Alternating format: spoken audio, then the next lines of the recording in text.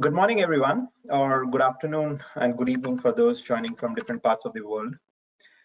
It's just amazing how drastically life has changed for everyone around the world in just a matter of few months. And you know what's even more interesting is that no one today has a clue about what the new normal is going to be. Amidst all of this, one thing is for sure that the world, everything work is going to become remote friendly, and in my opinion, even possibly remote first or remote only. And needless to say, recruiting is going to be no different. The COVID-19 pandemic is going to have an irreversible impact on our recruiting process. And to discuss that topic, we have some really amazing speakers today to discuss how one can adapt to this new world order. So without further delay, I would like to introduce the panelists today, and I would request the panelists to turn on their videos, and they can also turn on their mics so that the audience can see them. Yeah, so first we have Amy. Amy Miller, after 20 years in recruiting, hunting everything from truck drivers to CFOs. Amy Miller is now a senior recruiter at Amazon. And prior to Amazon, she has worked at tech giants like Google, Microsoft, and after several years in various agencies, learning how real recruiting is done, Amy has held strategic roles with agencies like Remedy Intelligence Services, Spherion, and Lucas Group. Also taking a brief detour into public service as an employment specialist for the Employment Security Department of Washington State. Welcome, Amy. Thank you. Thanks for having me. It's always a pleasure to have you on a panel. Next, we have Domina, a pilot turned recruiter. Domina has been a full cycle recruiter for 8 years and at Microsoft for 4 years.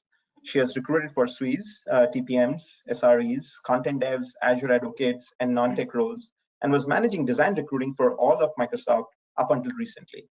But she just took over being the lead recruiter for Azure data centers. Recruiting is her second career love, and she loves everything about recruiting, be it building relationships with candidates, business leaders, and stakeholders. Welcome, Domina. Pleasure to have you here today. Then we have, Kimberly. Kimberly is Global Talent Acquisition Manager at CSG. Over the last 4 years at CSG, Kimberly has grown her career from a senior recruiter to managing a talent acquisition team on a global scale. Part of her success is driven through her blog, Better Call Kim, where she helps job seekers understand the final details of interview processes and how to make lasting impressions to land her next opportunity. Welcome, Kimberly. Thank you for having me. Pleasure. And then we have JD Haskell, who's currently leading the global talent acquisition team for Zapier. What's interesting is Zapier is a 100% remote company that has built a platform making automation accessible to all with the apps you use every day. Before Zapier, JD scaled multiple software startups backed by various VCs like Anderson Horowitz, Google, Bessemer, IVP, and Axel, and focused on the security and machine learning industries. JD is also a contributing member of several customer advisory boards for people operations and recruiting products. Welcome to the discussion, JD. Sachin. Yeah, so we've got an interesting panel today. JD and Kimberly have already been remote for some time. So like Amy was saying, they're the pros. And then we have Domina, myself, and Amy, who are still finding our footing in how the world has changed in the last 2 months. So I believe this is going to be a super interesting discussion, and I'm excited to have all of you today. So before we actually start, we're running a quick poll with the audience. I would really appreciate if people could put in their responses, and then we'll get started with the panel. So Arbaz, could you? Yeah. So the question is, do you think remote hiring is the future of hiring? You've got 3 options: yes, no, and can't say. I'll just wait for a couple of seconds, and then we'll start the discussion with the panel. Okay. So yeah, let's get started. And the first question is to all of you. I can call out the order in which we can go. Considering how COVID-19 has forced companies to work and function remotely, do you think that remote hiring is the future of hiring? Maybe we can start with you, Amy. Yeah, sure. So this is particularly interesting for me because I'm recruiting hardware engineers, and hardware, you touch it. And that's hard to do from home. So I think, we've had to adapt quite a bit. We've had to figure out how to manage not being in that setting.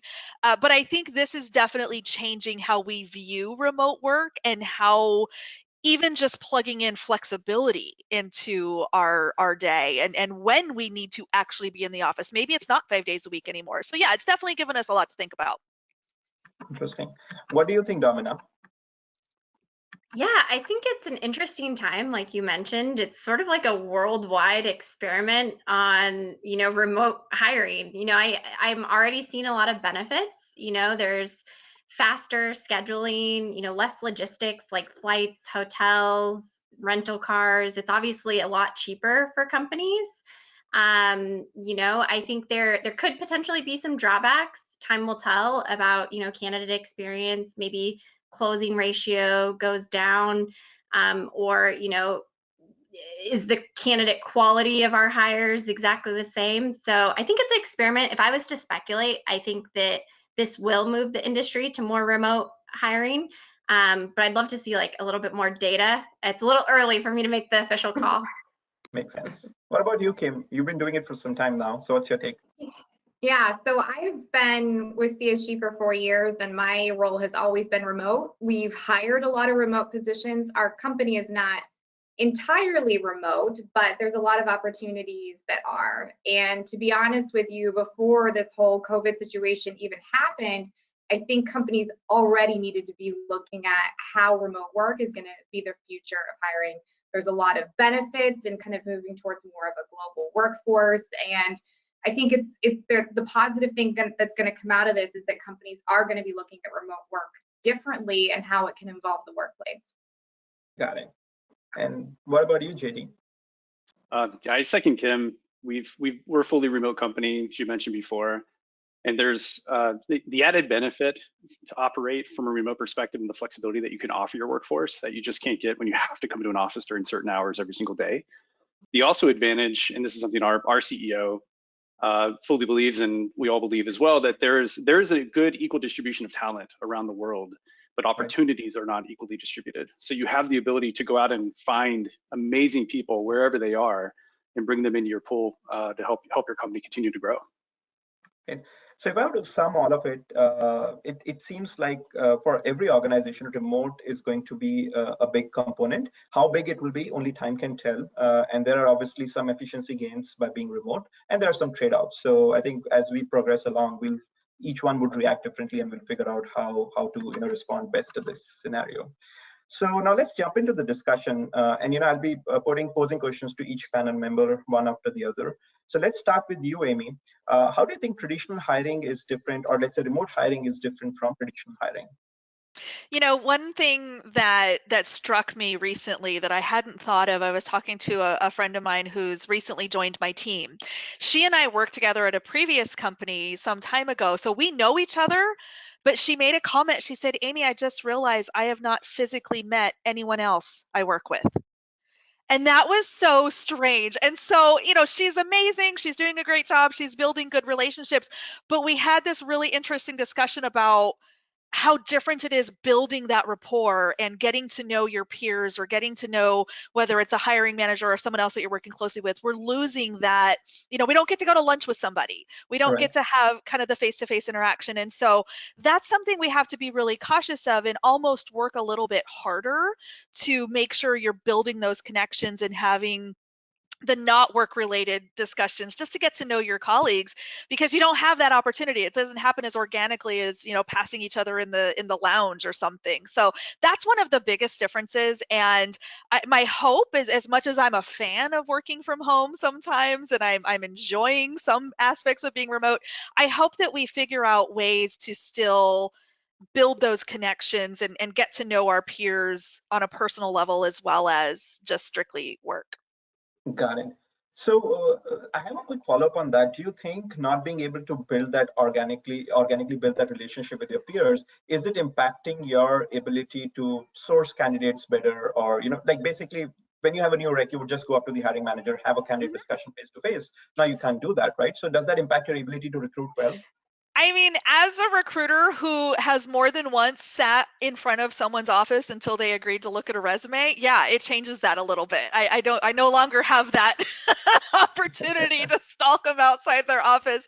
But I've also, I sit in Seattle. I recruited in the Bay Area for a long time. So to me, it's no different from that perspective. I think if anything, candidates are a little more risk adverse. They're not able to jump on the plane, like Domina mentioned, and come and see where they might work or where they might reload someday once the pandemic is over, things like that. So it does kind of create a little bit more insecurity, even when thinking about making a change, especially if the idea, at least for my folks, being hardware people, at some point we want you to come to Seattle. Right. And how does that look? And how can you commit to that today, knowing you may not move until Christmas? Interesting. So the next question is for you, Domina. Has taking your hiring completely remote popped up any additional challenges, hurdles that you may have to overcome? And I know it might be a little early, but would love to get what are your thoughts having done that for the last 2 months? Yeah, it's a good question. Microsoft's a huge company, and I've actually been shocked at, given the scale that we operate, how quickly we were able to pivot to remote interviews and remote orientation. It's been pretty incredible. It took like a week, and which is insane for the scale we operate. Of course, there's been some hiccups. Candidates sometimes have tech issues. What else? We've had a couple of time zone misses that probably wouldn't happen if everyone was in Pacific time because they flew out here. Occasionally there's like a little bit of a lag, but we've been trying to overcome those challenges by our prep calls and just double checking all logistics, testing the tech beforehand. So yeah, there's been some hiccups, but overall I feel like the transition has been a lot easier than I thought it would be. Interesting. And it's amazing that an organization of the scale of Microsoft has adapted to it in just a week. That's mind-blowing. JD, what's your take on being remote first versus being remote friendly? Which is a better choice for businesses today? Being remote first makes it a lot easier that you've just made the decision that everybody's remote, and you build processes around ensuring that everybody feels included, even though everyone's afar. The remote friendly aspect is something that we hear is a big reason why candidates reach out to us in the first place, is they've had a major life change or something has shifted in their work and they're now allowed to work remote or became fully remote, but the entire company isn't fully remote. So they're sometimes left out on an island, left out of communication, and feel like they're not part of the team or part of the company because they're not physically there to hear some of the conversations or be up to date with everything. So if you're fully remote, you're fully in that mindset to be inclusive, particularly for those who are remote. So if you are a remote friendly company, having that mindset of let's always remember the people who aren't here, make sure there's transparency for them, make sure there's inclusivity for them, and that they are incorporated into everything else.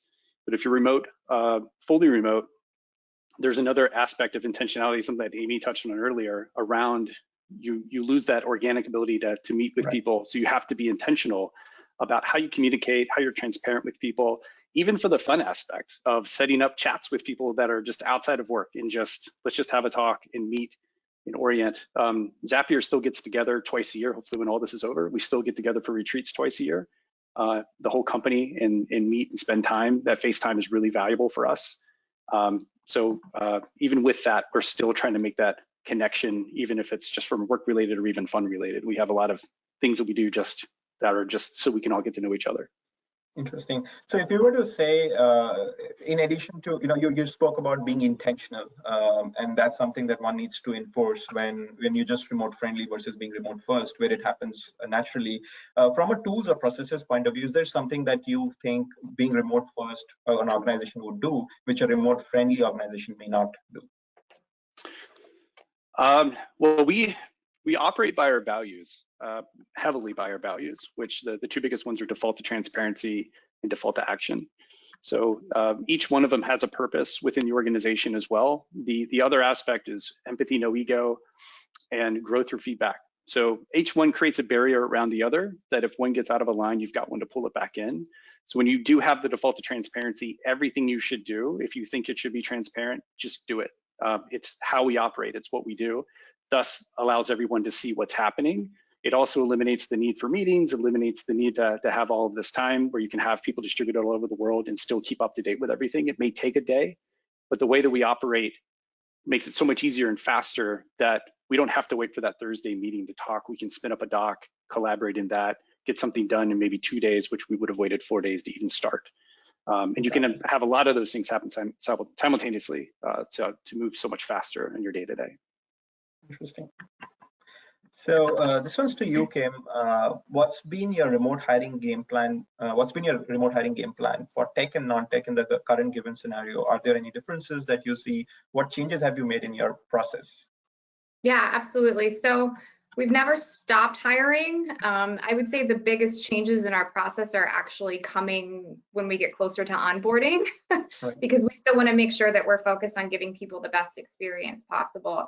I would say, you know, one of the changes that have come out of this is that we are finding more managers are open now to looking at talent in different markets, because ultimately they're saying, well, these positions can't be remote. So we're kind of filling out, you know, where can we focus on finding the best talent? It's always been our mindset, but I'm finding that it's definitely spreading a lot further than what we expected.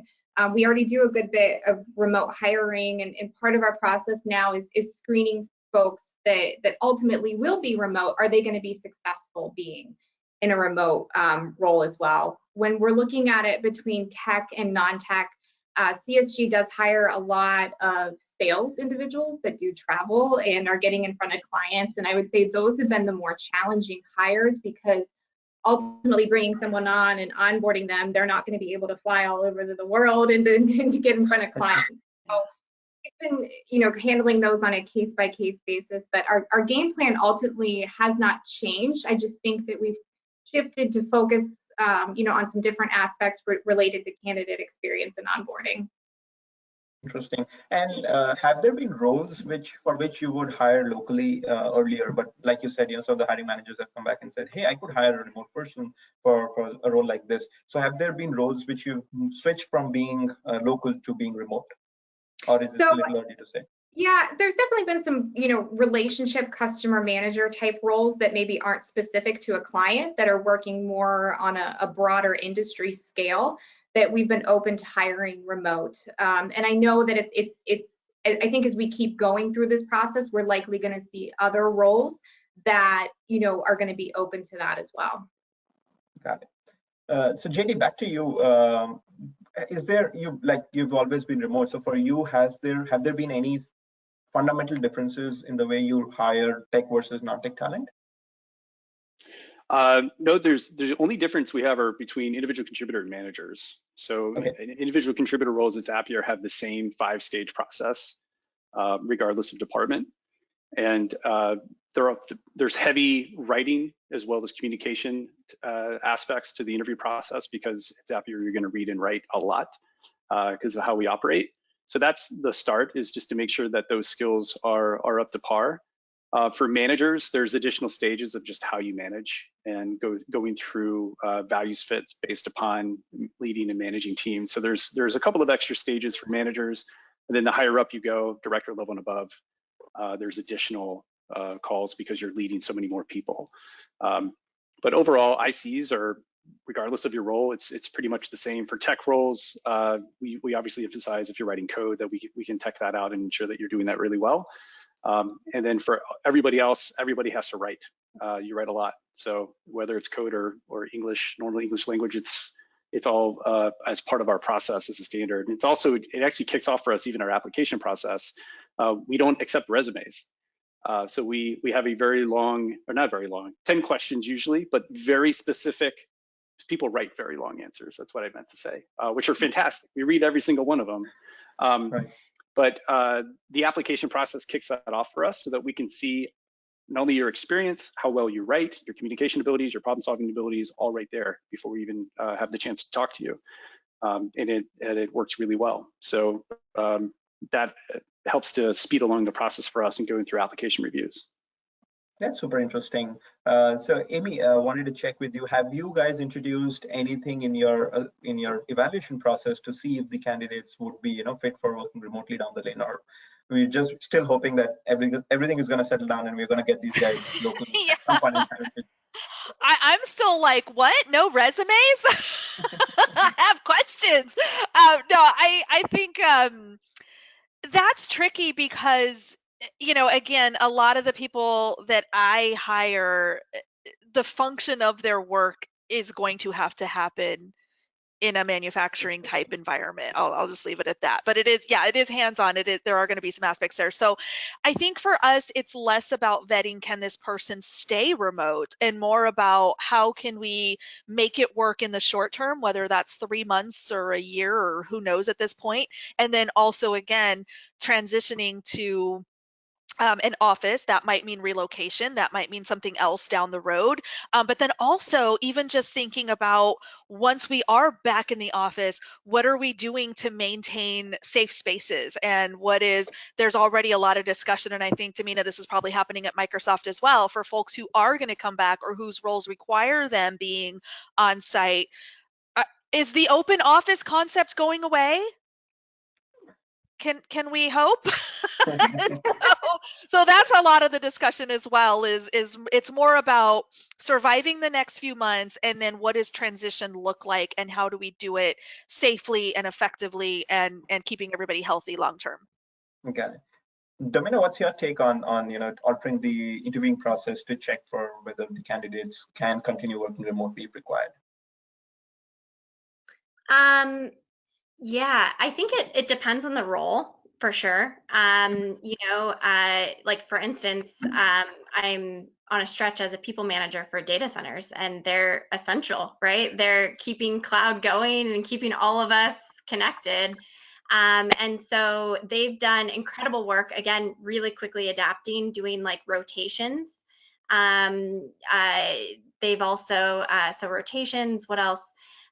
They're providing data center employees extra childcare resources. So we always have backup care, but they're letting you choose someone within your own network instead of like a Bright Horizons. So you can have a family member or something there. And for data center employees, they've extended it, so that doesn't have to be a concern. So yeah, rotations.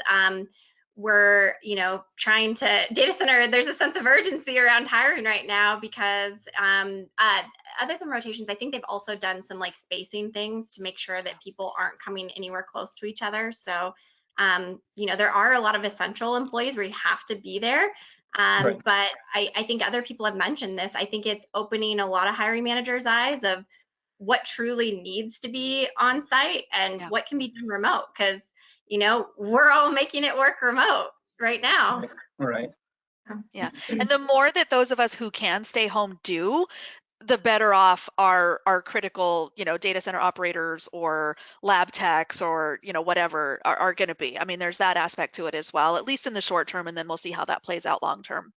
Yeah, exactly. To your point, Amy, I think that in the Seattle area, this is where we were like ground zero for COVID in Kirkland. And early tech companies, Amazon, Microsoft, closed for an entire month when it was just starting to break out. And I think that's a big factor on why Washington State has been able to flatten the curve. So, agreed. So a quick announcement for the audience. We'll be taking questions at the end. So please hold these questions, or you could post them on social media, tagging HackerEarth and Remote Hiring, and we'll pick them up towards the end if time permits. So Amy, this is for you. And I know with Amazon actually growing in this current scenario, a lot of hiring is happening, and the hiring landscape has also changed a little bit with the layoffs. I believe there are a lot of candidates who are actively looking. So how do you spot the right ones, particularly now that the supply has increased relatively than what it was earlier? Yeah, no, for sure. I mean, every day there are days I don't even want to pick up my phone because I know I'm going to see another layoff announcement. I mean, these are our friends. These are sometimes our families. These are people we know personally or we've worked with in the past, and it's hard. It's hard to watch that happen every day, and it does create an upswing not only in the number of applicants for given roles, which we have a responsibility to review every single one, but also in the number of requests for help. I'm sure every single one of us is getting bombarded with questions about how do I network into your company, how, you know, what role could I fit, things like that. And so we're trying to find the balance between still being really good at our day jobs and finding the right people and kind of looking at everyone and giving every applicant and every candidate the respect of actually reviewing their information. I argue about ATS robots all the time or the lack of, but then also the other side of that is balancing expectations from the hiring managers. You don't get to not make a decision because you think there's now a plethora of people to choose from. We Right. have to keep things moving. We have to respond to people, and we have to hire the right people who fit the criteria, even if it's the first person you saw. If it's the right person, you don't get to just kind of sit back and wait and say, oh, well, there's 1,000 people looking today, I'll just pick through them all. It's not how this works. So we do want to be fair. We want to give all 1,000 people a chance, but it's our job as the recruiting pros to kind of manage that and make sure that everyone's getting a fair shake, but that we're also not sitting on decisions because we feel like we can, because supply and demand has shifted a bit. Right. So Kim, what's your take on that? How have you? Yeah. Yeah, I agree with you 100%, Amy. We need to be very careful that we're being mindful that this is a tough situation for a lot of people. I mean, you hear, like you said, every day there's layoffs. I know on LinkedIn particularly, I'm getting people contacting me left and right. You know, I was affected by the situation. I don't know if I'm going to have a job to return to. What can you do to help me? We still need to follow our processes. We still need to be mindful of that. And I think that this is going to be a unique situation where the tides will turn someday. And if you're changing up your approach and not being respectful of the candidates that are, you know, being rejected, or, you know, just not ultimately a fit, or doing things differently, you're going to be remembered for that. And the companies that are respectful, that are mindful of candidate experience, are going to be the ones that are going to be remembered. So when the tides do turn, you know, you're ultimately positioning yourself, you know, better for the future by taking that approach. Right. So kind of doubling up on that, Domina, you hit the card very well, Kim, that it's a sensitive time for a lot of candidates. You know, some of them are not in job, and when you have to now send out a rejection email, that could be doubly hurtful, right? So how do you, Domina, how are you kind of dealing with that? Have you spoken with work with your recruiters and tried to introduce some changes around that? What's your take on you know, being very sensitive to the candidates in such times? Yeah, so in general, I feel like rejecting people is the worst part of the recruiting job. I mean, I've been recruiting 8 years and I still dread it. I hate it. It's not fun. And I think with all the stuff going on in the world, that's just amplified. So it's just a really emotional time for a lot of people. I think in general, having a good sense of empathy. And it's easy as a recruiter to kind of forget what it's like at the other side of the table when you're waiting to get that call from your dream job. So having empathy is one. And then my second thing is giving the candidate a sense of why. And I know that's a little controversial because some companies don't like to give that information because they think it puts them at legal risk.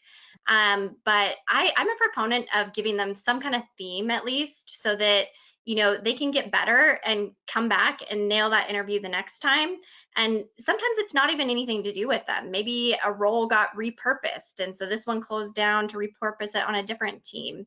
So I think giving that sense of why, it gives like a little bit of a closure and maybe something to work towards for next time. But it's never fun. And I'd say just, again, having empathy throughout all of this. Katie, what's your take on that? Yeah, empathy is the perfect word for that. I think that 2 months ago, all of us were just so thrilled to talk to any amazing talent because the market was shifted, and now here we are, we're in the other side of the seat. It's going to flip back again. So your behavior today is going to be remembered, and how you treat people in the good times and in the bad times will always be remembered by candidates. And one thing that companies can do and take advantage of this is, now that you are remote, there isn't the need to push to screen out to then bring them on site for a long day. You can now split up interviews asynchronously throughout the day. So people have kids to take care of, or they still have their current job. You can fit in interviewing when they have the availability for you as well, if they are still working, or if they're not, they still have kids, a lot of home obligations, that you can be sensitive to that be empathetic to their schedule, and work with them on it.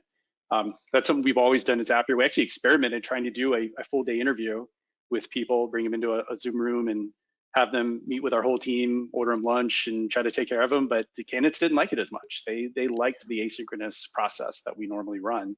On the other side of that too, for Zapier, we have a commitment to candidates that we've published on our site. It gets sent to you when you in your auto reply when you apply to our jobs, that you will hear from us every 7 days, whether we have an update for you or not. So we follow up with every single person. We read every application, and no one has ever left more than 7 days without hearing from us as well, which also helps. So by the time it becomes a force mechanism also for the managers to say, hey, I've got to check in with these people. Are we moving forward or not? And that way we can respond back and let them know and ensure that they feel that their time was as much respected as we were grateful to have at it. That's amazing. I'm sure it keeps your recruiting team at its toes that they have to get back every 7 days. Yeah, we have a dashboard that highlights it. So when they're getting close to that 7 day mark, you can just see every day who you need to reach out to. Yeah. And I love that call out JT said about, kind of switching up the interview day and maybe spreading it out. Another thing I've noticed, it just made me think of this has kind of leveled the playing field a little bit. It used to be a candidate is flying across the country, I'm coming into your space, I'm sitting through, this day of interviews where you are comfortable and where you show up every day. I have candidates all the time say, I've got little kids at home. Like, is it going to be bad if one of them runs in the door? I'm like, do you know how many times that happens with my managers? I have met all of my managers' children, spouses, pets, so it kind of evens the playing field a little bit, which I think is a good thing. Right. And how many of you have actually done that splitting up of interviews? Because that's something that I've been, kind of thinking about. It could be extremely exhausting to give like 4 or 5 interviews all stacked up one after the other on video. It's a different thing on site because, you get to take breaks, you're moving into different rooms. So it's a change. Have you guys put that in place or still, dealing with it? We have. Yeah. Yep. Yeah, we actually, in data center, we have someone from the business who focuses on lean process, and she's advocating the benefits of doing that because, like, how many of you have a 5-hour block in your schedule that you could easily do? Not many, No way. right? So it's easier for the candidates and the hiring managers, and she's been showing me data on how it can speed up the timeline of interviews. So, yeah. So I think the next question is, Domina, you already touched upon it. You said Microsoft went remote in like a week. What's been the curve to adapt to this change for you, Amy? How long did it take for your team or Amazon in general to kind of adapt to this? Yeah, I think we were, kind of right there with Microsoft and, getting ahead of it quickly. There were a lot. And in fact, I remember my last day in the office. We're all, gathering up our stuff and okay, you can take your monitor, you can take your dash, your docking station and everything. Why are you still here? It's time to go. We were kind of getting pushed out by our purchasing manager. He's awesome. So it was kind of funny, but I think we adapted very quickly. I mean, it happened literally within days. We have every week, I think, gotten better and better at our onboarding and getting equipment shipped to folks and getting orientation all online. So I don't know if I can claim we did it in the first week. So props to Domina for that. But I think it definitely happened very, very quickly. And every week we're doing it a little bit better. Nice. And what about you, Kim? How's been the response at your organization? And also interested in knowing what are some of the challenges that you saw while making the whole process remote? Yeah, I mean, so we were already accustomed to it to a degree. I mean, even though a position may have not been remote, there likely was a leader or a stakeholder in the interview process that was unable to get face-to-face with a candidate that we were scheduling, via phone anyways. The biggest increase has been in video interviews, which is amazing, but I get a lot of, questions from candidates. Well, how do I, any tips for an interview, via video? Because it was a little bit newer to our process. I even had managers coming to me asking me questions. Okay, so how do I approach a video interview versus this? And it's like, it's the same. Just treat it, as if it's face to face. And so that was some of the challenges at first that we ran into, but it was very easy to adapt. I mean, we do have positions where, candidates were going into an office location. I know that one of the questions that we would get is, is the candidate going to feel comfortable when we do go back to an in-office type role? They didn't have the opportunity to walk in to see where they'd be working day in and day out. And so how do we incorporate, showing the corporate culture in different areas that they likely will run into at some point when we do move back to the office? But the adjustment's been, fairly easy. It's just, I think we're getting new questions and new ways to approach the candidate experience, and how can we set people up for success long term versus just, what we're adapting to in the short term. Interesting. And JD, you've always been remote, right? So for you, from an organization end, I don't see anything would have changed significantly. But from the candidate side, are you seeing, is there a difference in the way you're hiring today versus what you were doing 3 months back? We are trying to move a lot faster, just to make sure that we are keep it up with our hiring plan. The one thing that we've seen as a trend lately are candidates, even when we had them in process, were really hesitant with all the economic uncertainty to leave their current company. So that's been a challenge that we've started to prepare documents for them, or let them know like how we are doing financially. Like, we're doing great, everything's okay. Like, we're kind of in a bit of a bubble here, and we're so grateful to be that. But that was a big challenge for us, is to ensure that even though there's a lot of great talent out there for some of the ones that we already had in the queue and others that we were reaching out to, we're just saying like, I just have no interest in leaving my company. Like, I understand it's risky, but I'm comfortable with it. I'm just going to stay here. But that's really been the only change. The things that we also do in general, being that we've always been remote, is providing guidance to candidates in their interview confirmation emails to say how to set up for video. What are some best practices and techniques to do and use while going through the interview process with us as well, so they're a little more comfortable with it, and also just comfortable with remote in general. This has been an interesting shift for us also, where a lot of people would just say, I just have no interest in being remote. I love seeing my friends every day and my coworkers, and this is so much better for me. Now everyone's had a taste of this at this point, and getting over that, they kind of see like, oh, this isn't that bad. This is pretty good. I get to see my kids all the time, or I have time to go off and do what I like during the day. And if the company operates well enough to allow that flexibility and asynchronous type of work, then it can work great for those people. So we've seen a big uptick from that perspective of, oh, I've really enjoyed this. I'm going to go work for a company that only does this now. Interesting. So you are all set for something like this, and you're now actually benefiting from the change that's taking place. That's great. So Kim, we've discussed about the challenges that we've seen from the process becoming remote, but there are also, I think there's a few upsides to it, right? So there are some efficiency gains that all of us are seeing by making the process remote. Could you touch upon that a little bit? Yeah, I mean, there's definitely some benefits to looking at more of a remote aspect. I mean, one of the biggest ones, and I know we've seen this in some of the positions that we hire at CSG that are absolutely not location specific whatsoever, is that we're not limiting talent pools to specific markets. We're shifting to more of this global workforce mindset that's going to promote, unique collaboration and diversity of thought. And I think that's something that's really going to be a differentiator for companies going forward, if they're open and willing to embrace that for specific opportunities. What's your take, Amy? Yeah, I think the same. I think it's caused us to really look hard at what can be remote or even just flexible. JT kind of touched on this about the benefit of not commuting or seeing your kids, or having time for hobbies, things like that. And I think, even though I don't expect we're going to be a fully remote workforce by any stretch of the imagination, I think this is causing us to think about things a little bit differently, and that's a good thing. If you can build in some flexibility, and you're not telling somebody they have to be in their seat from 8 to 5, you're really, that becomes a value prop from a candidate perspective. Like, that's, like JT said, that's somewhere I might want to work. That's what kept me at Microsoft for so long, because I had flexibility and I had managers who trusted me to decide when I needed to be physically there. So that's a huge potential value prop, even once this is all passed.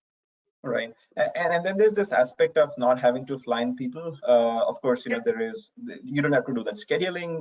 You don't have to pay the cost of travel. Do you think that's the upside of not having to do that outweighs the benefit of getting people in for a face-to-face interview? You know, I think I'm with Domina on this. I need data. I think there's clearly a cost saving, no question.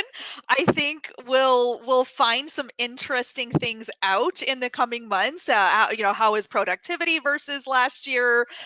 Things like that. I am definitely a fan. I definitely am looking forward to seeing very positive data come out of that. But I think there's a lot to still unpack, and we also have to really measure all of this with the idea that we're in a pandemic. A lot of people have family members who are ill or at risk. A lot of us know healthcare workers, you know, things like that. So even if we see maybe even a dip in productivity, I don't think it's because we're remote. I think there's more to the story, and we need just to be really cautious of that. So absolutely, there's a benefit. I think the cost savings alone is huge, but something to think about long term as we start digging that. Domina, Yeah. you wanted to add? Yeah, it's kind of tagging on to the cost savings, but one thing we haven't talked about yet is relocation and how complicated those are right now, especially international relocation. I mean, some borders are closed. We don't know when people are going to be able to safely relocate. And when you look at country to country relocation, it's so complex because every company has different currencies, different taxes. So, you know, before we even start talking relocation right now, my team has been asking the hiring manager, are you sure that this can't be done remote permanently, before we even go down that path? Right. Or in another site. A lot of us work for big companies that have locations everywhere. Yeah. Can this person work in London? We have an office there. You know, so those are important questions as well. Maybe it does have to physically be on site for some reason, but does it have to be that site? Maybe not. That's something we need to think about as well. Yeah, and the That's situation is definitely opening up, you know, hiring managers to look at it differently. You know, I found even some that, you know, were very specific on what they needed and where they needed it before are now realizing, okay, well, we can take a different perspective on it. So yeah, that's a great point. So Domina, you brought up a very interesting point. You know, kind of follow up on that. There were roles earlier for which you were open to hire international candidates and then relocate them. Now it's different being remote within US, but it's different being remote in another part of the world. So are you taking any policy-led decisions saying, hey, let's put all these roles not on hold, but let's look at a different candidate pool, because we don't know whether we'll be able to get these candidates in even after, you know, the situation, even if, let's say, the virus kind of subsides. I'm not sure how quickly the international borders are going to open up. What will be the stance of immigration on all of these things? So have there been any kind of reshuffling in the organization? It's a really good question. And it's I feel like every company is going to have to make their own call there. At Microsoft, we've been choosing to do a candidate first approach for everything when it comes to, like, do we postpone Neo or, like, you know, move forward knowing that there might be a couple hiccups, and we move forward to make sure that they're on our payroll, on our benefits right now. For international cases, we're opting to start them remotely, and, you know, it is going to cause complications, and we're going through them like literally case by case, because every case is different. You know, their starting country and the country they're moving to is different. Again, all the laws are different. So we're taking the candidate first approach and just starting people remotely whenever possible, unless the candidate doesn't want to, of course. But Got it. So JT, you've all, like, you know, I'm sure the processes that you have in the organization from an engagement point of view would be pretty solid, because you've been doing it for some time. So could you talk about some of the things that you do to ensure that employees are engaged? And if you could touch a little bit more on the first few days or weeks of the candidate as they come into the organization, how do you engage with employees? Sure. Yeah, this is something we focus a lot on. Our people ops team is pretty large considering the size of our company. So we spend a lot of time working on this and talking about it. It goes back from engagement, goes back to intentionality. First, we run EP&S surveys twice a year just to see what gaps we can address for employees. They change and they shift. often, or things that we thought may be an area we need to work on suddenly start improving due to the programs that we've implemented to ensure that there is engagement, cohesive ways of working for everyone. The ultimate is that, again, defaulting back to our values, the default to transparency aspect of how we operate is key and critical to this, because everybody is now on the same page. Everybody's aware of the company's status, how we're doing, projects, product. You have the ability to find out almost anything you want to find out about at your fingertips when you're within the company. So from that perspective, it's really onto the employee to go out and find it, and it's easy to find.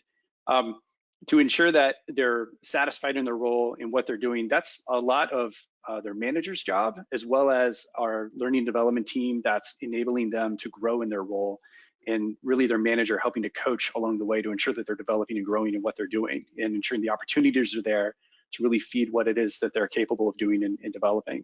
On the intentional side as well, from the fun aspect, we run a bunch of apps inside of Slack that basically enable us to pair people up randomly in the company for a 30-minute, we call it donut chats.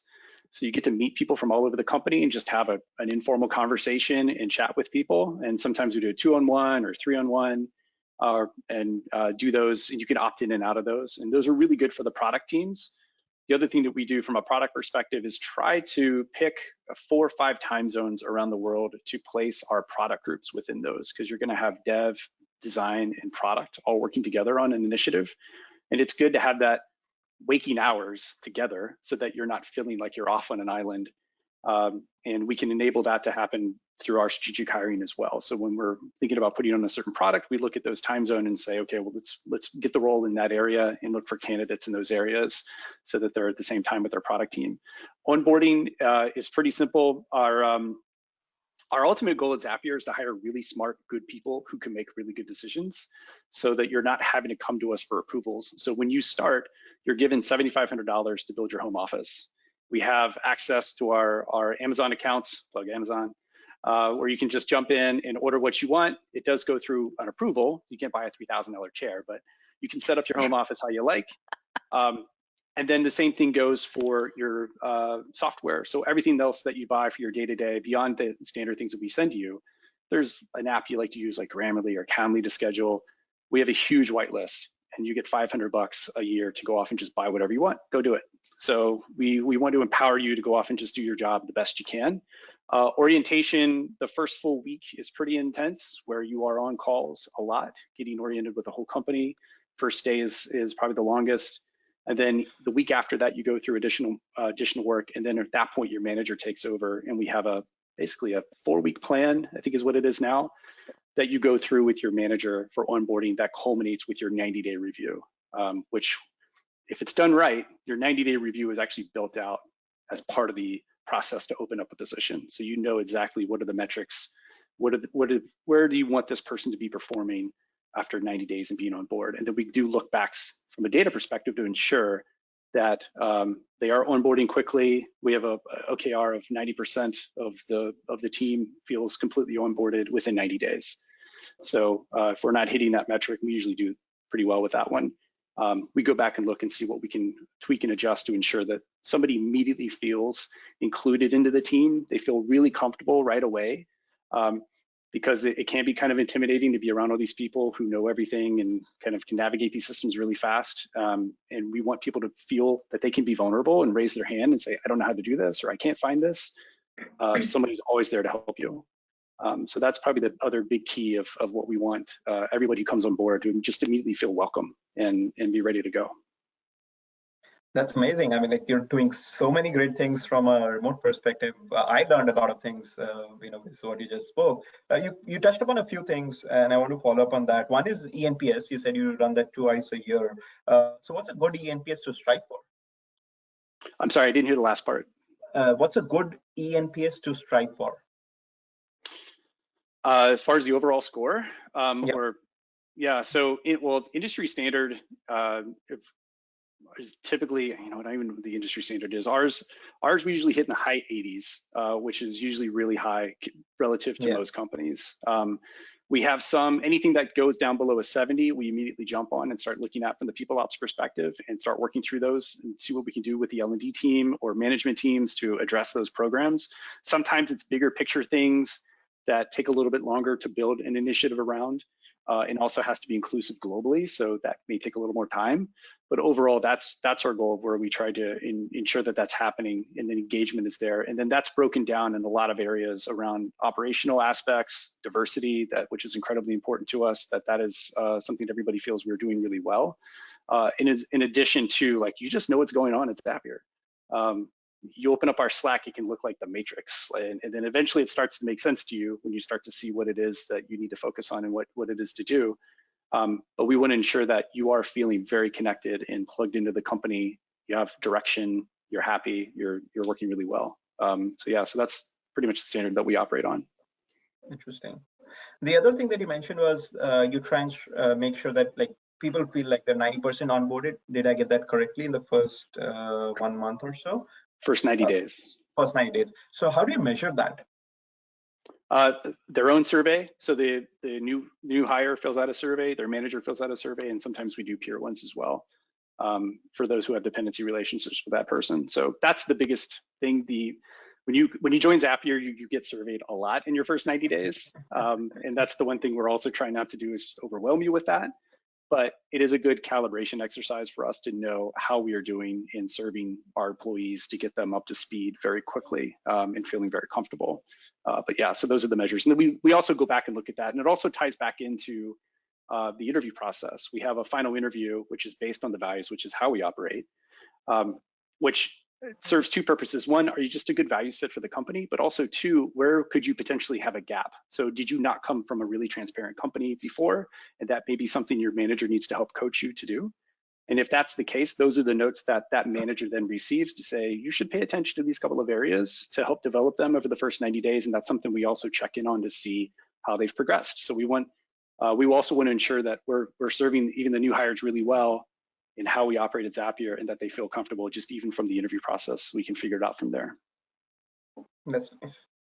So Domina, what's your take on how's Microsoft been enabling work from home? How are you checking in on people? How are you measuring engagement?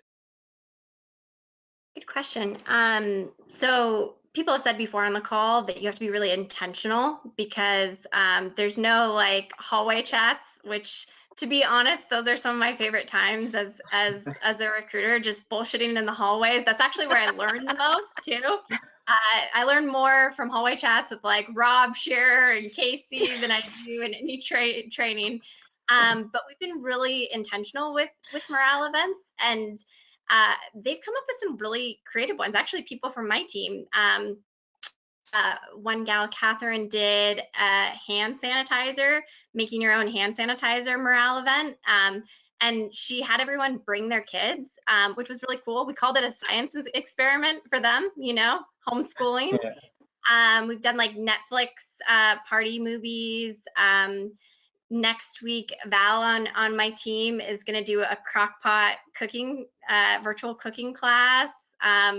So it's been cool. And I think that the other cool thing is it's made people more human.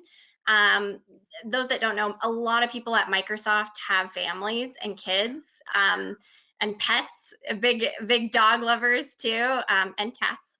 We're inclusive of those people too. Carol Baskin over there.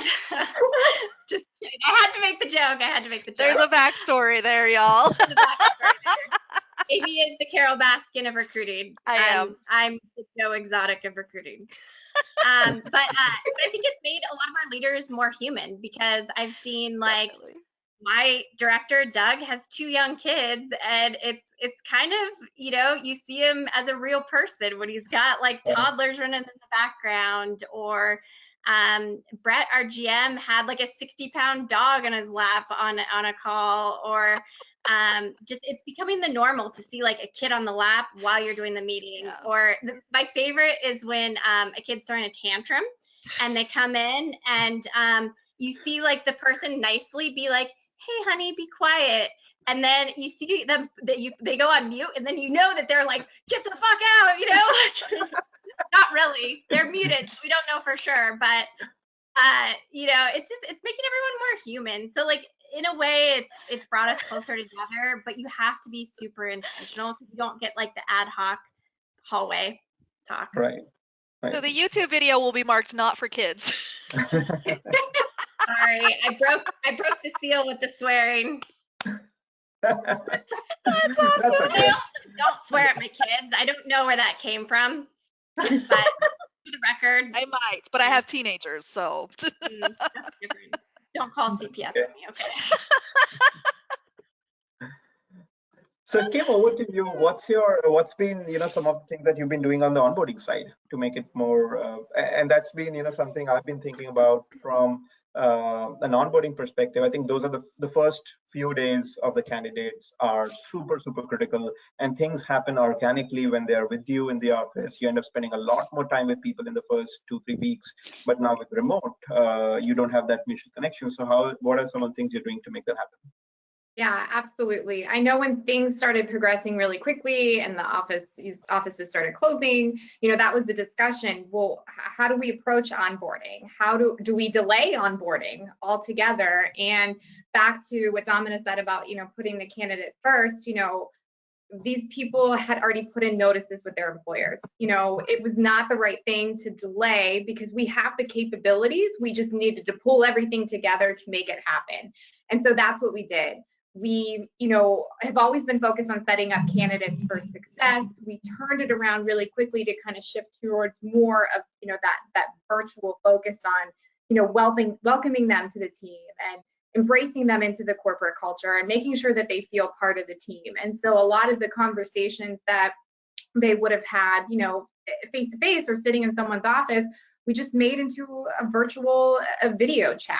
And so it was pretty simple to adjust to that aspect. The onboarding piece that was, the challenges was, how do we get people equipment? Or how do we, make sure that they have access to the right tools and resources that they need to be successful in their jobs? And so that was kind of handled on a case-by-case basis because, a developer starting with a company needed access to different things than someone that was starting on the sales side. So we really pulled it all together to make sure that they're still getting a solid experience, that they're having a lot of meetings and conversations with leadership across the globe. I would say one aspect that's come out of this is that, we're used to setting up onboarding plans. We obviously take feedback from the candidates, or the new hires, I should say, but it's now so more important than ever because there are people that don't want to be remote, that are eager to get back into the office. But with everyone starting remote, how are they going to adapt and how are they going to learn? So being mindful and a little bit agile in how we approach some of the onboarding experiences to make sure that someone still feels comfortable and feels that we're setting them up for success. Interesting. So JD, you spoke about learning and development, right? The team people ops team is monitoring and measuring, and then if needed, they the other team steps in to help some employees. Could you recommend some best practices for conducting such employee training sessions, again, remotely, of course? Yeah, so we have a phenomenal learning development team here, phenomenal people ops team, but our L&D team is really good. So it depends on what the need is for the training. Sometimes it's just helping teams communicate better. Sometimes it's actually developing them with a new skill. So we do as much as we can going back to the asynchronous side of things to leverage their own time and manage their own time in their development. So we have an extensive Lessonly library. Lessonly is an app we use for learning. That you can go in and sign in and start working on any of the apps or any of the trainings that you want.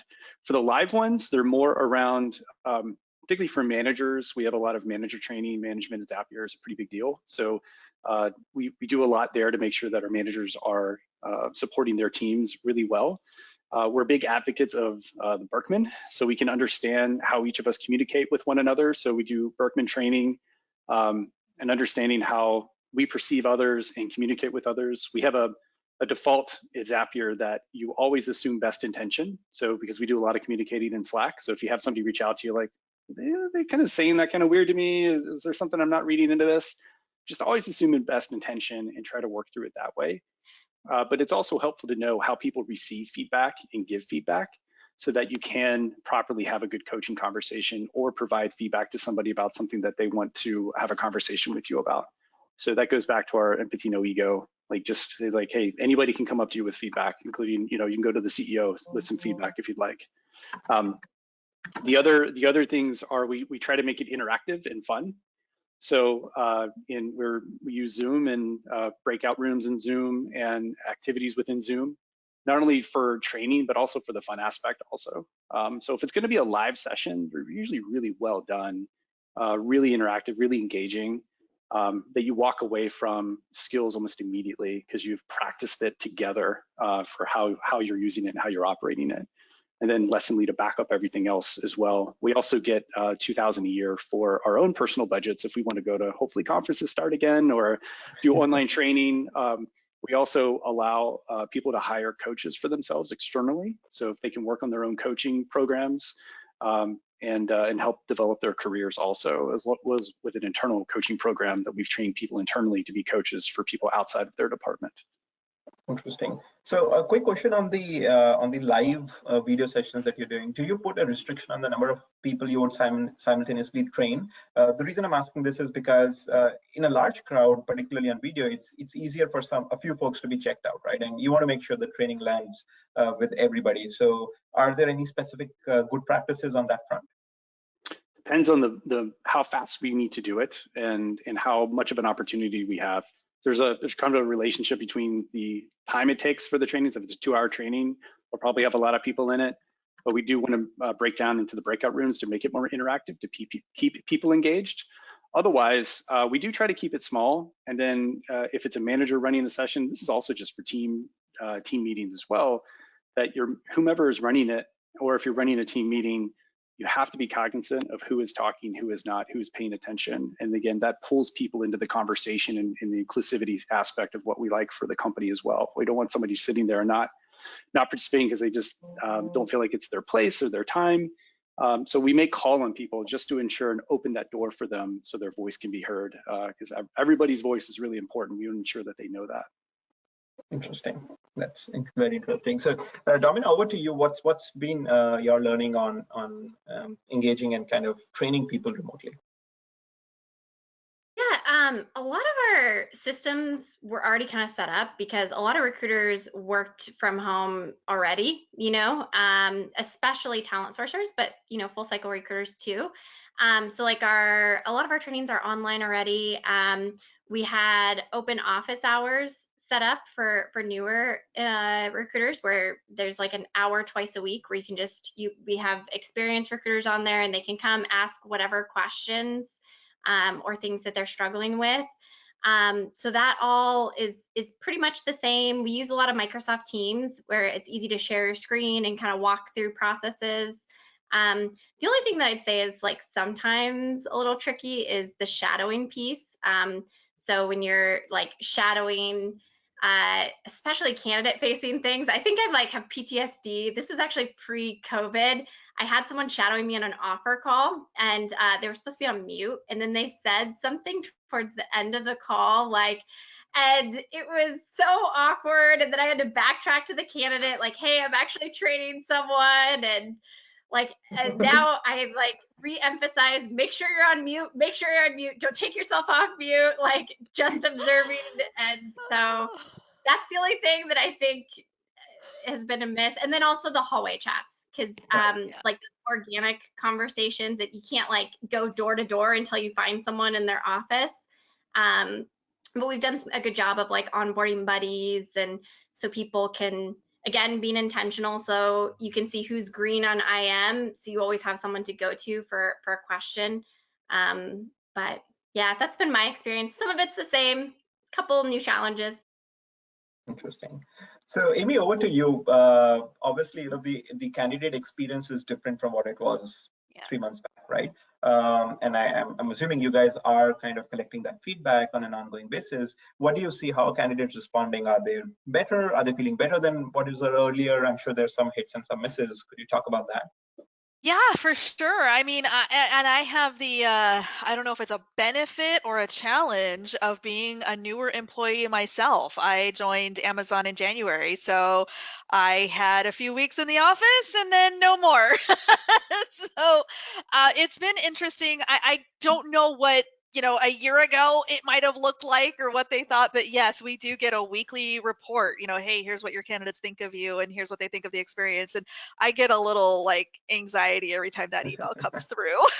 Because you never know. For the most part, though, people are surprisingly like they're surprised at how good the experience was. Like they're like, oh wow, this was actually a lot more seamless than I thought, because we do use our own internal messaging video chat system. So we have to send them a link ahead of time. We have to test it with them, make sure it works. It's kind of like the Amazon version of Zoom, I guess. And so we try to be just, I think, overly cautious in making sure they feel prepared. And I try to do that video chat with them ahead of time just so they can experience it with me and kind of work out the bugs before they're on with the director or something. So for the most part, they've been pretty positive. There's always going to be a few that find something they don't like about the process or the experience, but I am definitely proud of how my team has shown up. And being very cognizant of, and to the point earlier about, gosh, you're sitting in your chair for 5 straight hours looking at a video screen. I remind all of my managers and interviewers, please ask if they need 5 minutes for a bathroom break. Please make sure they have a glass of water. Like, you're coming into this call for an hour. They've been here for 4. So the feedback from candidates has been, it's not 100%, but I would say mostly pretty positive. And even the ones that have feedback that is a little more challenging, we act on it. If they've given us something specific, we think, okay, how do we solve for that for the next person? So we're definitely taking it seriously. Any interesting insight on that front? Any candidate feedback that came in and you guys said, oh, how did we miss that? So let's start working on that. I think the building in breaks was a big one, at least for me. I was like, oh gosh, we didn't really, the schedule is the schedule. We kind of do it the same way we do it in-house. And we had to almost take that minute of like, oh, they're not walking down the hallway between meetings. They're not, getting a chance to move around. Like, we're literally having them sit at their desk for 5 straight hours. So that was a good one. And I think we've just have been, whether it's changing the schedule and like something that JT mentioned, kind of spreading it out over a few days, or even just making the interviewers really, really aware. You're sitting down for the first time with this person. That's not the first time for them. So make sure you're asking the question and kind of checking in a little bit more diligently with them. It's just a mental shift for us as well. Right. So again, I think being intentional here is super important. I think one Absolutely. of the key things I'm going to take away from this session is being intentional. Thanks for that, Katie. So Kim, what's been your experience? How's the candidate feedback coming in? Yeah, I mean, overall, it's been pretty positive. I mean, it's been very similar. I think that the interview process has been able to move a lot more quickly, especially with some leadership positions, because we aren't trying to balance travel schedules between the candidate and every other leader that's traveling all over the world. So availability is more there. So the processes are moving more quickly. And I think candidates like that because they want to make decisions quickly. We want to make decisions quickly. But overall, I mean, things have been very positive. The only questions I get sometimes are, making sure that they're comfortable with video interviews and the technology. So they're showing up prepared, ready to go. Nice. And are you also, so Amy, you mentioned that you actually check in with each candidate and make sure that they know how the video works. Yeah. I'm assuming a lot of you guys are doing that. So that's, it's kudos. It's really nice to see the focus on making sure the candidate is, well prepared. I can speak from my perspective. I've been a candidate once, like all of us have been, and how stressful the situation can be. And now suddenly the process has changed. So it's even more stressful. So really nice to see the focus on making sure the candidates are coming in fully prepared. So Domina, this one is to you. Have you seen any change in the offers being not accepted by candidates post COVID? So not as much as I would have thought, to be honest with you. We've had a couple of people get cold feet and back out of process or back out after they've accepted offers before they start. In general, candidates are super anxious right now, given the global health crisis and the looming economic crisis. It's a lot, right? So there's been a couple. It's still pretty early to like draw any like true trends. I think the other thing is, so we might have a tiny bit of fallout, but the market's also really softened because of all the layoffs, and so it's just we've had such a competitive market for the last 3 years, and it's quickly changing.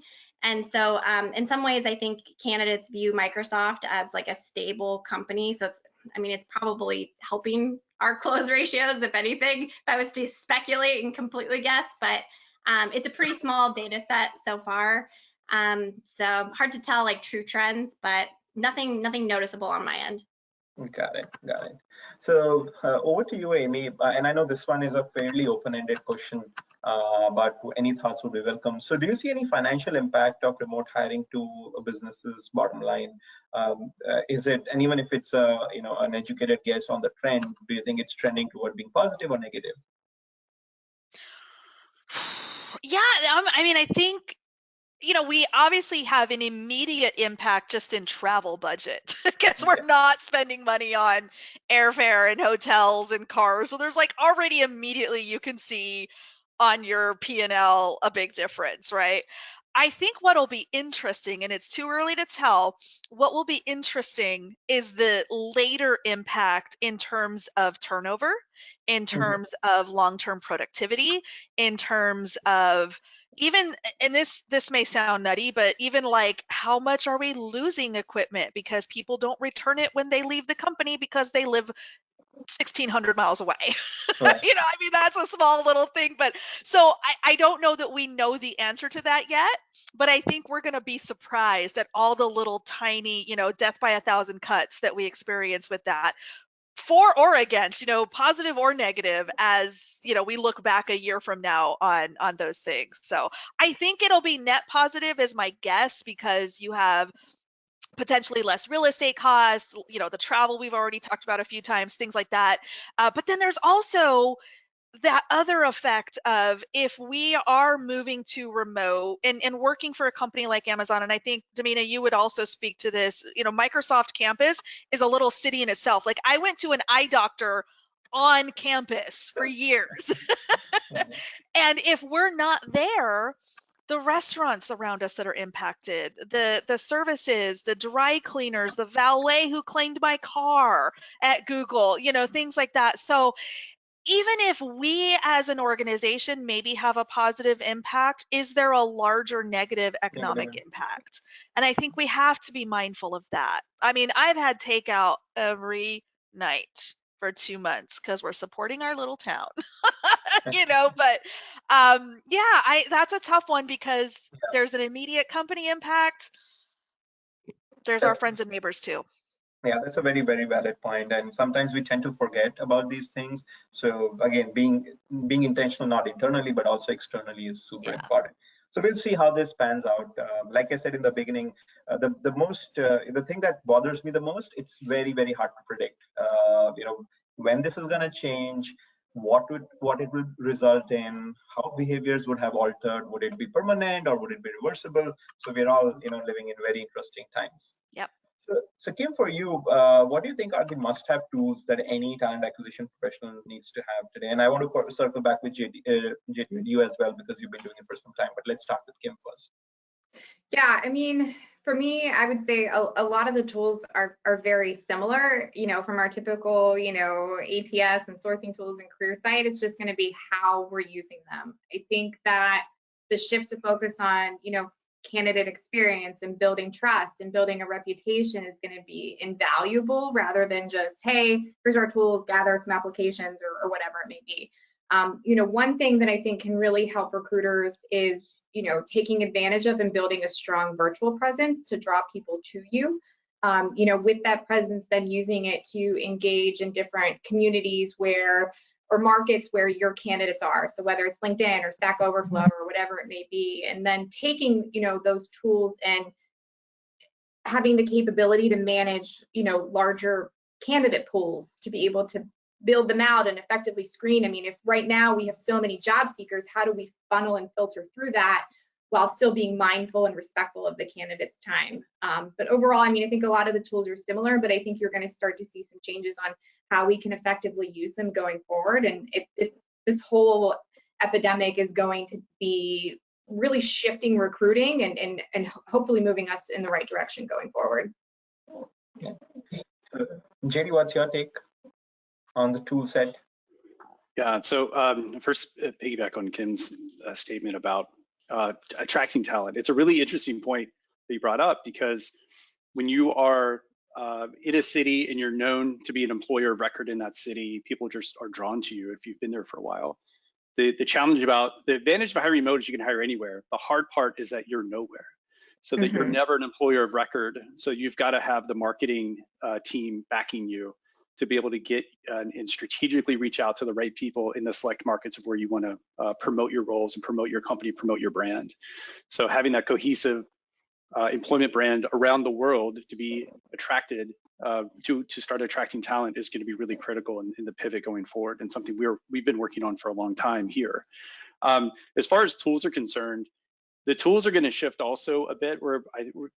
We've already been experimenting with and helping out with a lot of companies that are building tools specifically for remote teams to enable collaboration, to enable intentionality, the fun aspect, measurement of productivity, and also just keeping people connected. So there's a gamut of things that are coming out in the market that are really starting to explode because of the state of things. And I think those are going to continue to proliferate around how we operate as a company, and then also in talent acquisition as well for candidate engagement. For running a talent acquisition function, for our team, the system we've designed here is really empowered by the recruiter. So there's basically just 2 times they have to come to me for an approval, and that's to open a position or send an offer out. Otherwise, they have all the tools and systems they need to run their job end to end, and they fully own the process. So we have the enablement for them to have full visibility into pipelines. Managers also have full visibility into pipelines, because it's not often that we can have these check-in meetings with them on a regular basis or just run into them. In Slack, every single position has its own private hiring channel, and it's one of the few private channels we have at Zapier. But there, the entire hiring team is in that channel and has candid conversations about candidates, process, anything that's happening. So that is our office for that role. So any conversation you have, even if it's just rescheduling an interview, have it in that channel so everyone's aware of what's going on with that person in the process. So that's, I think, the big shift is what's going to enable your teams to empower them to do good work, bring transparency to the process, and also diminish the amount of time that you have to have FaceTime with your hiring teams and with your candidates when you have to move so quickly to be able to enable that. And from a manager's perspective of managing recruiters, if you do it right, eventually your one-on-ones are going to be about them and their work and not their activity, because you have visibility into that on a consistent basis. Right. So you should really be able to focus on them rather than their work, and only understand their roadblocks and challenges that you can help them, as opposed to like, hey, what's going on with this engineer rec? You should know the answer to that because you have everything built out to be able to do that for them. Interesting. Nice. So very relevant insights on that front, JD. Kim, you touched upon the aspect of a virtual presence, right? Building out a virtual presence, and maybe given the current scenario where there is, it's more supply. There's higher supply than what it used to be earlier, and some of us may not be thinking about it right now, but it's definitely something to ponder about in the long run.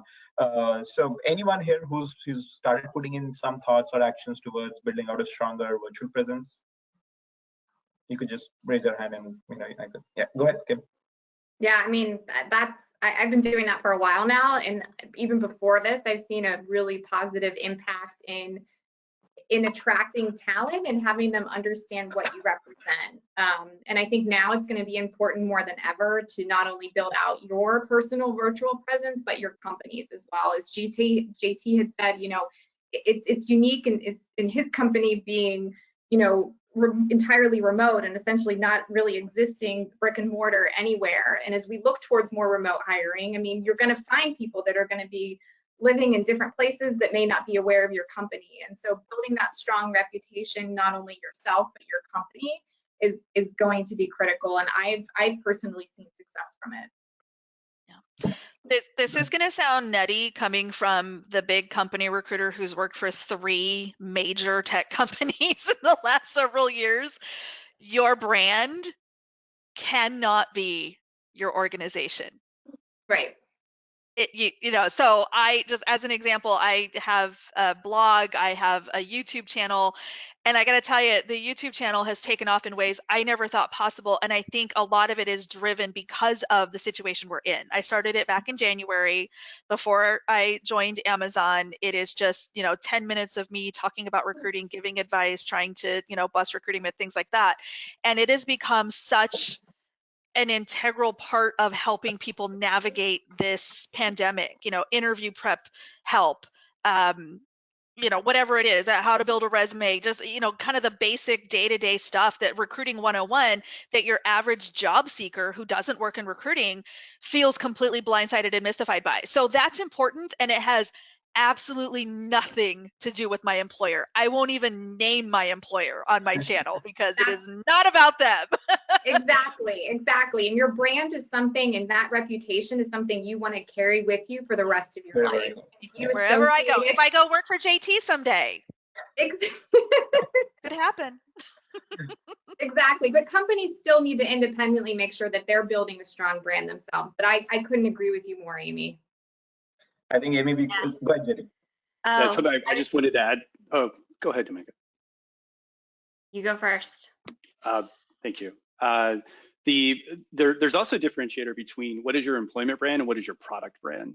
And oftentimes when you go through these branding efforts, the executives of your company will come back and say, well, we do this and we build this and we build that. It's like, well, so do 30 other companies. Like, that doesn't make us unique. And what was interesting at Zapier is being remote was unique, and now it's not. So we're making sure that the content that we have out there really reflects how we do it differently and how I think we're really good at it. So we actually have a book that we wrote about working remote that's free for everyone. We've put out a ton of content for those who are adapting to remote and how they can do it quickly. That has nothing to do with our product, nothing to do with anything. We're just sharing back out into the world, which has helped out a lot. It's driven tons of people to our product as a result of it, which has been really nice because we use our product a lot in how we operate. Yeah, that's a really great point. Just to add on to what JT and Amy said, for JT, sometimes the larger companies, they're so big that, you can either lean on that brand, but you also need to break it down for candidates. Like data centers, for instance, one cool thing I think is our global data centers is run by a woman, which is pretty unique in that sector. And so diversity is one of our big focuses, and so we're re-examining our job descriptions to make sure we're attracting male and female talent. We're looking at a lot of different funnels, like from the military and things like that. So very good point, JT. And Amy, I feel like, is my idol when it comes to building your personal brand, and I've learned so much from her. And so I think that she's like sensei, and I'm like beginner level. Domina and I have been friends a long time. I have watched her career take off, and I'm like a proud mama. I just love what she's accomplished and where she's at today. It's awesome to watch. It's inspiring. Oh, thank you. Well, you inspire me. So we've got this like a mutual admiration society going on over here. So bang on what you said, Domina. I'm like, Amy, we could do another masterclass on how to build out a personal brand. Apparently you wear comfortable athletic wear and let people insult you about that on the internet. So you're amazing. So yeah, so I think moving on to the next question. So this is for you, for all of you. How do you? So no, actually, let's start with you, Domina and Amy. I know you guys are kind of itching to go back to being on site, right? A couple days a week. Not every day. Yeah, so there's a change. So we're saying, okay, a couple days a week. So obviously not everything is going to go back to being, let's say, on site. And this is funny because 3 months back, we would say, okay, I'll do something remote. Now we're saying, okay, I'll do something on site, right? So what are those decision points where you'll say, okay, there's something like this should be, I'll go back to the traditional methods, but for other things, I'll continue being remote. And maybe, Amy, we can start with you. Yeah, so, I don't think I'm speaking out of turn here in saying that Amazon and certainly Google as well, where I was at before, are known for their in-office culture. Definitely the kinds of organizations that like to have people on site. I ran into this a lot at Google. You know, I had a manager who really wanted us all in the office. Clearly that's been turned on its head. And so I think it's interesting just how leadership needs to kind of shift a bit. And I'm not saying that companies are wrong for having that perspective. I think there's a lot of goodness in FaceTime and being, near your counterparts and things. But I've also, though, what's been really interesting, I was a long time, people would see me at the office at Microsoft and be surprised. Oh crap, she's here today. I would walk into my office, someone's borrowing it, because I was just never there. I took advantage of being remote as much as possible. This has really shifted my perspective where I kind of want to be back in the office, which I would have never said that in the last 5 years.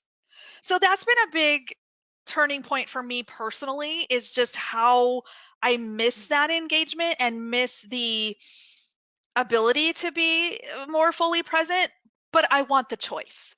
And that's the number one thing I hope companies' leadership takes from this, is there's not a one size fits all. A lot of people are kind of waving the flag like, oh yeah, it's going to be fully remote and this is the new way to work and all that. Some of us don't want that.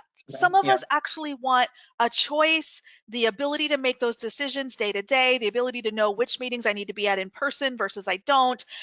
Flexibility should be the future of work, not remote only, remote first even. Flexibility is what we want to go for here.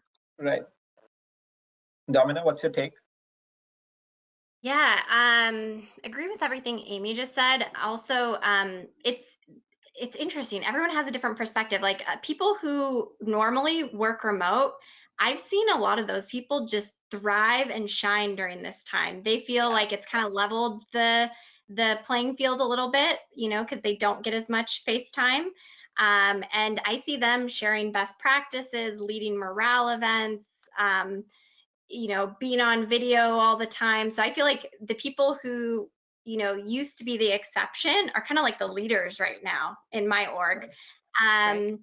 For me personally, I just miss like I'm a mom and having a kid here, a 4-year-old who's wild. It's been tough, and I've realized work is kind of my me time, and being able to like hang out and have coffee in the mornings with my coworkers, for me, like my personal professional line blurs a lot, where like people aren't just my coworkers, they're my friends. And so I miss the camaraderie a little bit and just the me time. I know people have mentioned this before, but I think it's going to change the open office trend, because, are people going to feel safe going back to that? Probably not. I mean, luckily I have an office, so I'm like itching to go back. But yeah, no, I think it's going to be interesting. And I love what Amy said about, it's not a one size fits all. Some people are going to prefer it. Some people are not. For me personally, I want to be in most of the time, but I've also seen the benefits. Like when I have a project or something like big where I need to focus, I can turn off my IM and my email and knock it out in a couple of hours. So I might do like 1 day a week from home to kind of get caught up on stuff. So that's my viewpoints. Hang in there, Domina. I'm sure we'll be back to office in a couple of months. So this one is, I know we're running top of the hour. We just got about a couple of more minutes. So actually we're already, it's 11:30 PST here. So I'll be quick. How many of you would be okay to actually doing the rest of your interviews online after this, even once this settles?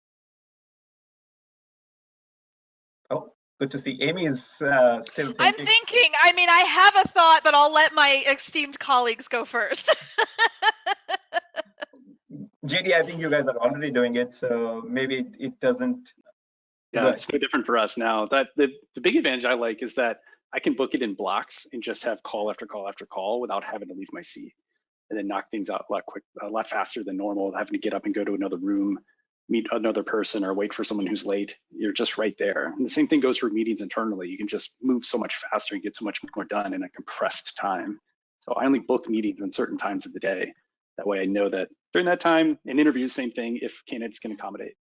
So it makes control of my day so much better, as opposed to just relinquishing it to whenever someone's available to come into a physical office. I do like that.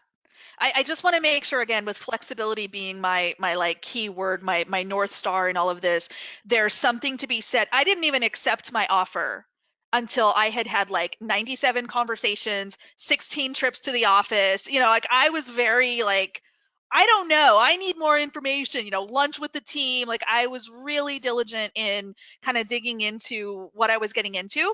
And that's something we're lacking right now. You don't get to have that team lunch. You don't get to see where my future desk might be if I take this job. So I'm on the fence. I gotta say, I think it's case by case, and we need flexibility.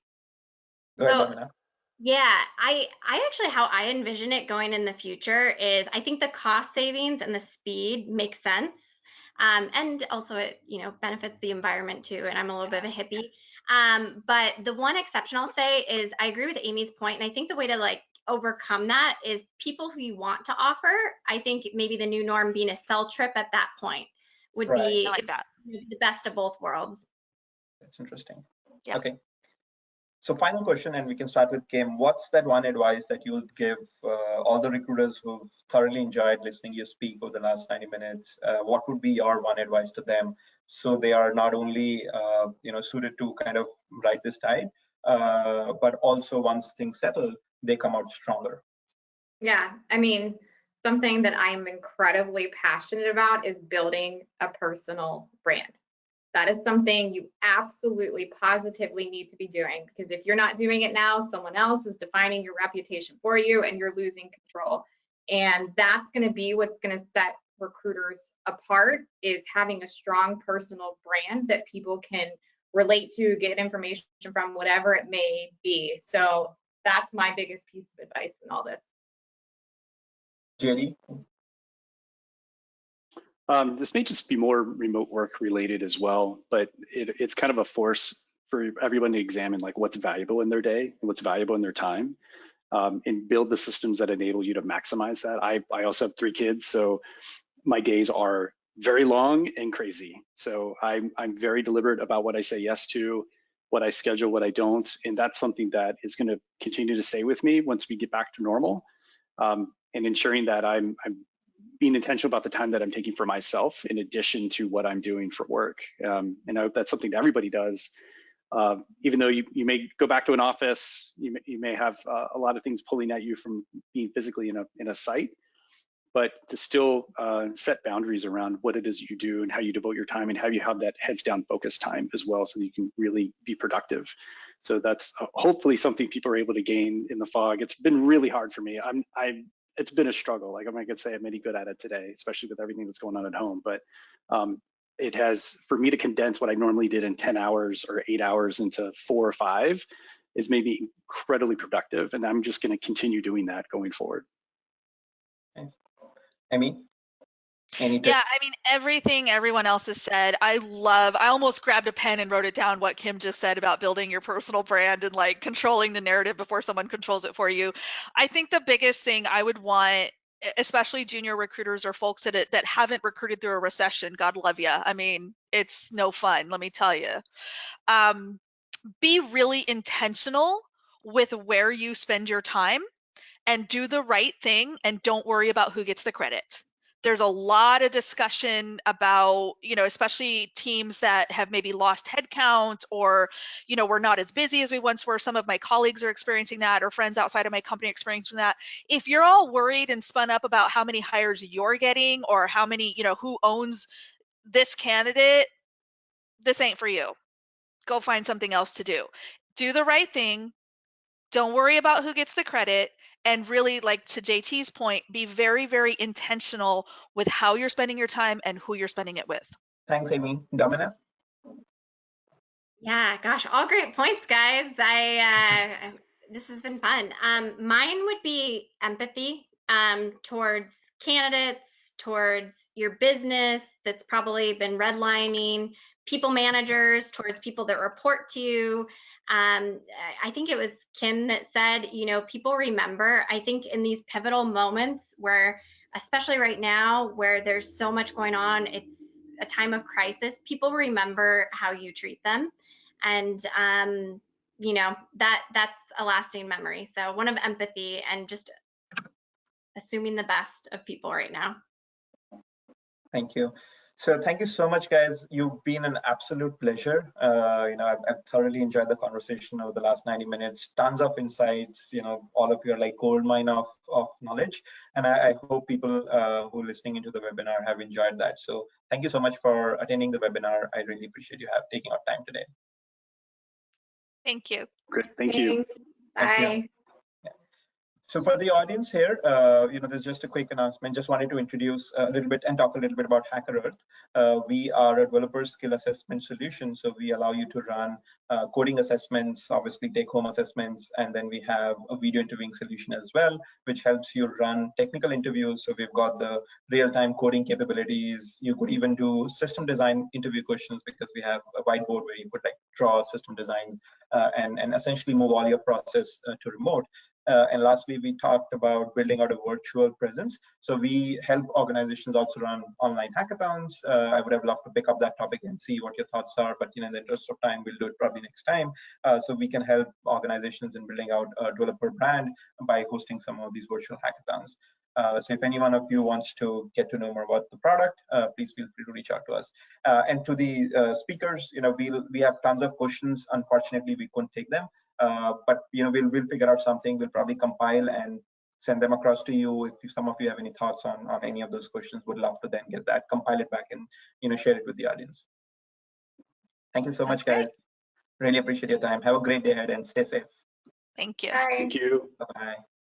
So to the audience, we're running a quick poll. If you want to know more about HackerEarth services, feel free to select the option here. Depending upon your response, we'll reach out and share more information. Before I sign off, thank you guys for the for being the audience. It was a pleasure hosting this, and please, we will try and address those questions offline. Sorry we couldn't take it up in the session. Stay safe and take care. Thank you everyone for joining in today. And yes, the session is being recorded and we'll be sharing the recording with all of you in the next couple of hours. So you can share it with your colleagues and your friends who have missed out on attending this live session. Thank you so much for tuning in today and see you in more future sessions. Thank you so much. Bye-bye.